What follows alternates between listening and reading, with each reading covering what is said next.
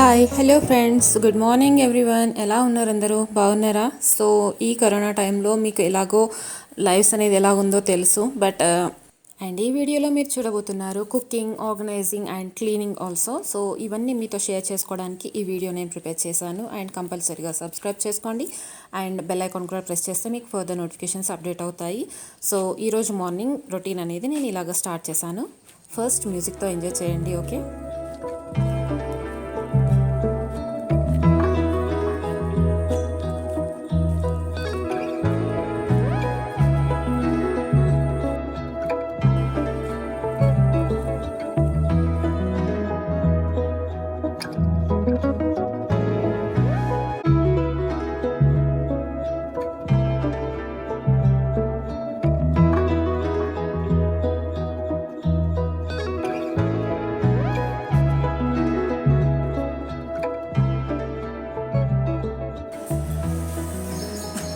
So morning వచ్చేసి నేను milk తీసుకోవడానికి వెళ్ళాను షాప్కి. దగ్గరలో ఉంటుంది, గ్రాసరీ షాప్కి వెళ్ళేసి ఇంకా మిల్క్ తీసుకొచ్చుకుంటాము మేము. ఏంటంటే ఆల్టర్నేట్ డేస్ వెళ్తామన్నమాట, డైలీ వెళ్ళము. ఇదేంటంటే ఈ అలవాటు లాస్ట్ ఇయర్ నుండే స్టార్ట్ అయిపోయింది. ఎందుకంటే కరోనా టైం కాబట్టి డైలీ కాంటాక్ట్లో ఉండడం బెటర్ కాదు కదా. షాప్కి వెళ్ళడం, గ్రాసరీస్ తెచ్చుకోవడం, అలాగా ఎక్స్చేంజ్ డబ్బులు ఇవ్వడం, తీసుకోవడం అలాంటివన్నీ కష్టం, ఇబ్బంది అండ్ ప్రాబ్లం కాబట్టి మేము ఆల్టర్నేట్ డేస్ అలవాటు చేసుకున్నాము. సో ఈ మిల్క్ ప్యాకెట్స్ అనేది 2 డేస్కి సరిపడా తెచ్చుకుంటామన్నమాట. సో అందుకనేసి నేను షాప్కి వెళ్ళి వస్తున్నాను, బాగా షూటింగ్ చేసుకున్నాను అనమాట. సో మీకు ఇంకా క్లియర్గా మీకు మార్నింగ్ రొటీన్ అనేది ఇంకా క్లియర్గా కొత్తగా చూపించాలనే ఉద్దేశంతో ఇలా చేశాను తప్ప ఇంకా ఏం లేదు. వచ్చి రాగానే నేను మాస్క్ తీసేసి వాష్ చేసుకుంటాను అండ్ యూజ్ అండ్ త్రో అయితే త్రో చేసేస్తాను. అండ్ ఇక్కడ డబ్బులు ఏమైనా ఎక్స్చేంజ్ అలాంటివి ఏమైనా జరిగాయి అనుకుంటే అవి కూడా నేను శానిటైజ్ చేసి ఆరపెడతాను అనమాట ఇలాగా. అండ్ ప్లస్ ఒకవేళ నా ఫోన్లో నుంచి నేను పేమెంట్ చేయాలనుకుంటే ఫోన్ కూడా నేను శానిటైజ్ చేసుకుంటాను. ఎందుకంటే అక్కడ మిల్క్ ప్యాకెట్స్ చాలా డస్ట్తో ఉంటాయి, అందరూ టచ్ చేస్తూ ఉంటారు. సో ఆ ప్యాకెట్స్ కూడా నేను బాగా వాష్ చేస్తాను. అండ్ ఆ ప్యాకెట్స్ ముట్టుకొని నేను మళ్ళీ ఫోన్ ముట్టుకుంటాను కాబట్టి ఇంకా ఫోన్ కూడా స్ప్రే చేస్తున్నాను అనమాట ఇక్కడ. సో దాని తర్వాత ఈ క్యారీ బ్యాగ్ కూడా నేను బయట ఎండలో ఆరేస్తాను రాగానే. ఈ శానిటైజేషన్ మాత్రం చాలా చాలా చాలా ఇంపార్టెంట్ అండి. ఎవరైనా కూడా కంపల్సరీగా ఫాలో అవ్వాల్సిందే, ఎంత వీలైతే అంత. ఇంకా నాకేమైనా తోచకపోతే ఇంకా మీరు ఏమైనా సజెస్ట్ చేయండి, ఇంకా నేను ఏదైనా మిస్ అయ్యానేమో అనేసి. సో ఎందుకంటే కరోనా నుండి తప్పించుకోవడం అనేది మన వల్ల అవ్వట్లేదు. ఎంత జాగ్రత్తగా ఉన్నా, ఎంత ఇంట్లో ఒక 4 రూమ్ల మధ్యలో ఉన్నా కూడా వచ్చేస్తుంది అనమాట.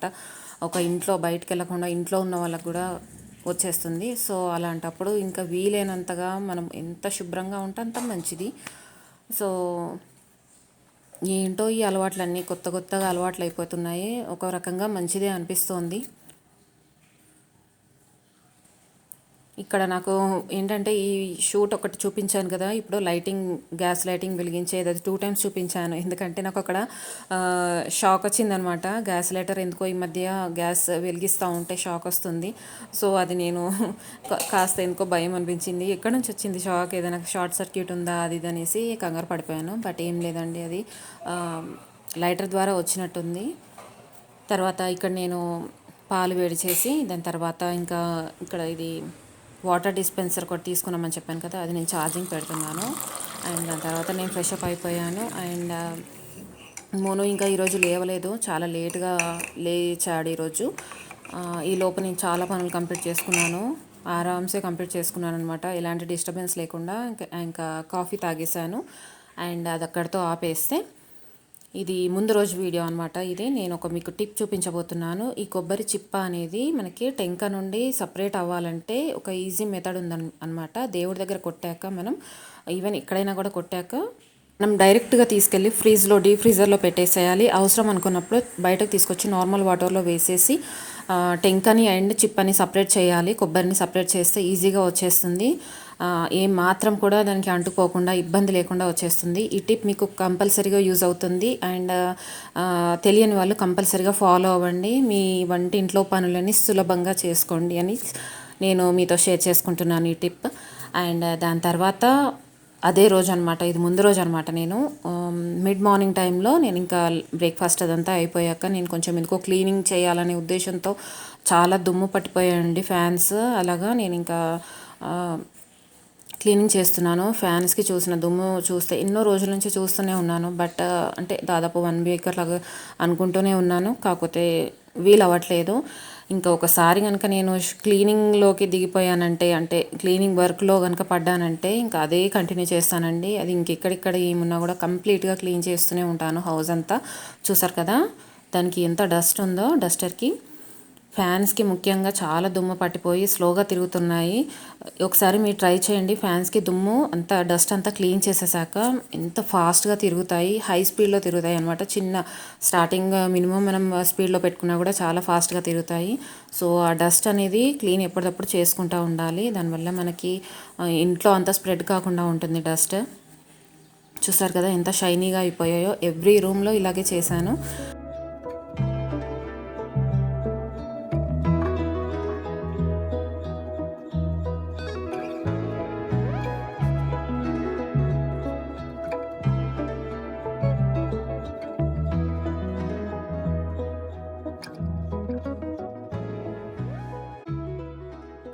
సేమ్ ఇంకా వాషింగ్ బేసిన్ దగ్గర కూడా చాలా చిరాగ్గా అనిపిస్తుంది. అంటే నేను వీక్లీ వన్స్ అలాగా డీప్ క్లీన్ చేస్తాను. డైలీ మాత్రం మామూలుగా బ్రష్తో స్క్రబ్ చేసి పెట్టేస్తాను. డీప్ క్లీన్ చేయడం అంటే soap or any baking powder అలాంటిది వేసేసి క్లీన్ చేస్తాను అనమాట. అప్పుడు కొత్త షైన్ వస్తుందన్నమాట. సో ఇలాంటివన్నీ రెగ్యులర్గా చేసుకుంటూ ఉండాలి. మనం ఒక టైం పెట్టుకోవాలన్నమాట. వీక్లీ వన్సా లేకపోతే డైలీయా అనేసి. అలాగా నేను మాత్రం డైలీ అలాగ సోప్ పెట్టేసి అదంతా క్లీన్ చేయడం కుదరదనమాట. డైలీ మాత్రం జస్ట్ నేను వాష్ చేస్తాను బేసిన్ని. ఈరోజు మాత్రం బేకింగ్ అది పౌడర్ లాగా ఉంటుందన్నమాట. బాత్రూమ్ క్లీనర్ ఉంటుంది కదా, అది వేసేసి క్లీన్ చేసేసాను. ఇది కూడా చాలా షైనీ అయిపోయింది. అంటే ఒక క్లీనింగ్ వర్క్ అనేది ఒకటి చేసుకుంటూ వెళ్తూనే ఉంటాను. ఇంకా మీకు చూపించలేదు ఈ వీడియోలో. ఇల్లంతా కూడా చాలా డీప్ క్లీన్ చేశానండి. ఎవ్రీ రూమ్లో ఏ మూలనైనా కూడా వదిలిపెట్టలేదన్నమాట. ఆ రోజు అంతా వైప్ చేయడానికి నాకు హాఫ్ డే పట్టింది. అండ్ ఆ రోజు లంచ్ ప్రిపరేషన్ కూడా చాలా లేట్ అయిపోయింది. అయినా గబగబా చేసేసాను అట్ లాస్ట్. మనము ఏదైనా డిసీజెస్ కానీ ఏదైనా హెల్త్ బాగాలేనప్పుడే ఇలా ఉండకూడదు. ఎప్పటికీ ఇలాగే మెయింటైన్ చేయాలి. సో అదే నా ఇంటెన్షన్ అనమాట. ఇక్కడ మిర్రర్ కూడా మొత్తం క్లీన్ చేసేసాను.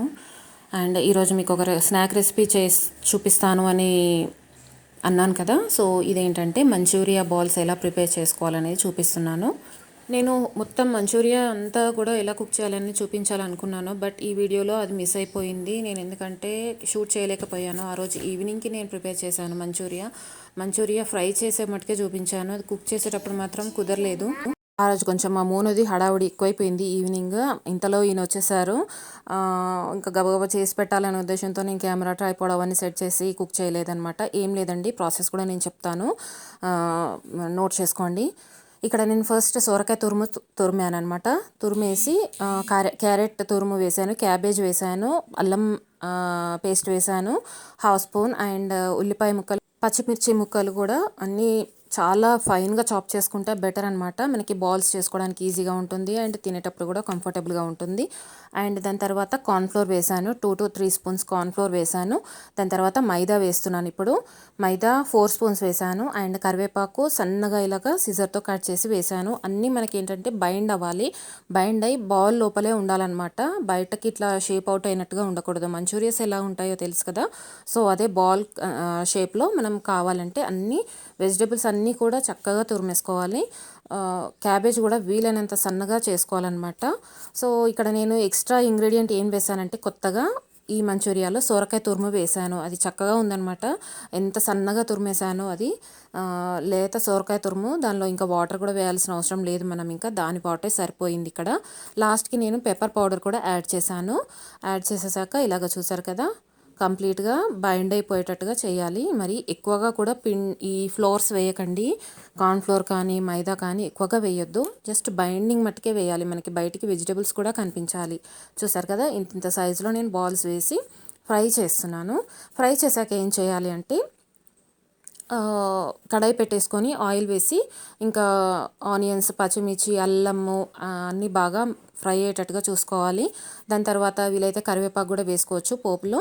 దాని తర్వాత tomato sauce, soya sauce, chilli sauce ఈ 3 వేసేసి బాగా మిక్స్ చేయాలి. ఇవన్నీ కూడా హై ఫ్లేమ్లోనే కుక్ చేయాలన్నమాట. ఇదంతా చైనీస్ ఫుడ్ కాబట్టి కొంచెం హై ఫ్లేమ్లోనే కుక్ చేస్తే అది పర్ఫెక్ట్ టేస్ట్ వచ్చేస్తుంది. చేశాక లాస్ట్కి మనము సాసెస్ అన్నీ వేసాక కార్న్ఫ్లోర్ ఒక వాటర్లో వేసేసి ఒక స్పూన్ కార్న్ఫ్లోర్ వాటర్లో వేసేసి అది బాగా మిక్స్ చేయాలి లంప్స్ లేకుండా. అది ఆ పోపులో వేసేసేయాలి. అంటే సాసెస్ అన్నీ మనం ఫ్రై చేసాం కదా, ఆ సాస్లో ఈ 1 స్పూన్ కార్న్ఫ్లోర్ లిక్విడ్ వేయాలన్నమాట. వేసేసి బాగా మిక్స్ చేస్తే డార్క్ కలర్లోకి వచ్చేస్తుంది. అది కూడా సాసెస్తో కలిసిపోతుంది అనమాట. దాని తర్వాత మనం మంచూరియా వేసేసి బాగా ఫ్రై చేసుకోవాలి. ఎంత అంటే ఇంకా మొత్తం అన్నిటికీ కోట్ అయ్యే విధంగా ఫ్రై చేసుకుంటే మంచూరియా రెడీ అయిపోతుంది. చక్కగా క్యాబేజ్తో గార్నిష్ చేసుకుంటే సరిపోతుంది. సో అదొక్కటి మాత్రం మిస్ చేశానే బాధ అనిపిస్తుంది అనమాట ఇప్పుడు వీడియో చూస్తుంటే. సో నేను వెజిటబుల్స్ అన్నీ చాప్ చేసేసి క్లీన్ చేసి అలాగా నేను ఆర్గనైజ్ చేసి పెట్టేసుకుంటాను ఫ్రిడ్జ్లో. ఎప్పుడు కుక్ చేయాలన్నా కూడా ఈజీగా తీసేసి కుక్ చేసుకోవచ్చు. అండ్ దాంతోపాటు ఈ వీక్కి సరిపడా మినపప్పు మొత్తం నానబెట్టేసాను నేను. దాదాపు పావు కేజీ మినపప్పు నానబెట్టేస్తే మనకు ఈ వీక్ మొత్తం అయిపోతుంది టిఫిన్స్కి అనేసి. అలాగా నేను నానబెట్టేసిన మినపప్పుని ఇప్పుడు వ్లాగ్ కంటిన్యూషన్ స్టార్టింగ్ది ఇప్పుడు మళ్ళీ కంటిన్యూషన్ అనమాట. ఇదంతా ముందు రోజుది. సో ఈ దోశ పిండి చూసారు కదా, మినపప్పు నానబెట్టిన ముందు రోజుది కాకుండా ఈ రోజుది అనమాట ఇది. సో ఈరోజు నేను మినపిండి అంతా రుబ్బేసి పులియబెట్టి దాంట్లో కొంచెం బియ్యపిండి వేసేసి ఇంకా మినపట్లు వేస్తున్నాను. మామూలు దోశలు కాదండి ఇవి, మినపట్లు అంటారు, మినపిండితో అట్లు. సో దాంట్లో కొంచెం మనం క్రిస్పీనెస్ రావడానికి నేను బియ్యపిండి యాడ్ చేసి ఇలాగా కొంచెం థిక్గా కలుపుకున్నాను. మినపట్టు ఎప్పుడైనా కొద్దిగా థిక్గానే ఉంటుంది. అండ్ దాంట్లో నేను జీలకర్ర వేసాను, సాల్ట్ వేసాను, అండ్ కొత్తిమీర తురుము వేసాను. బాగా ఫైన్గా చాప్ చేసిన కొత్తిమీర వేసాను అనమాట. ఎందుకో ప్లెయిన్ దోశ అలాగా తినాలనిపించదండి. జీలకర్ర టేస్ట్ అయినా ఉండాలి, లేకపోతే కొత్తిమీర టేస్ట్ అయినా ఉంటే చాలా బాగుంటుంది. అండ్ ఇది కొంచెం మందంగా వేసుకుంటున్నాం కానీ ఫ్రై అయ్యాక క్రిస్పీగా ఉంటుంది. సో ఇది అనమాట, మీరు కావాలనుకుంటే ట్రై చేయొచ్చు. మినపట్లు చాలా బాగుంటాయి అండ్ పిల్లలు కూడా ఈజీగా తినేస్తారు. దీంట్లో ఇంకేమైనా వెజిటబుల్స్ యాడ్ చేసుకోవాలన్నా అంటే క్యారెట్ తురుములు అలాంటివి ఏదైనా వేసుకొని పిల్లలకు పెట్టాలన్నా పెట్టవచ్చు. మినపప్పు పిల్లలకి చాలా బలాన్ని ఇస్తుంది కదా. సో దీంట్లో జస్ట్ క్రిస్పీనెస్ కోసమే నేను బియ్యపిండి యాడ్ చేశాను. టోటల్గా మినప్పపప్పే మొత్తం అదంతా. చూసారు కదా ఎంత మంచి కలర్ వచ్చేసిందో, ఎంత పల్చగా అండ్ చాలా బాగుంది, క్రిస్పీగా కూడా వచ్చేసింది. కొద్దిగా టేస్ట్ డిఫరెంట్గా ఉంటుంది, బట్ మినపప్పు టేస్ట్తో ఉంటుంది, బట్ చాలా యమ్మీగా ఉంది. సో తప్పకుండా ట్రై చేయండి. సో దాని తర్వాత ఇంకా బ్రేక్ఫాస్ట్ చేశాక మోనుని మార్నింగ్ పడుకోబెట్టేస్తాను కదా. సో వాడి పక్కన ఇంకా నేను కూడా కూర్చొని ఇంకా వీడియో ఎడిట్ చేస్తున్నాను అనమాట ఇప్పుడు ఈ వీడియోని. సో హోప్ మీకు ఈ వ్లాగ్ నచ్చింది అనుకుంటున్నాను. నచ్చితే తప్పకుండా సబ్స్క్రైబ్ చేయండి, షేర్ చేయండి అండ్ లైక్ కూడా చేయండి. Okay, have a nice day, bye bye.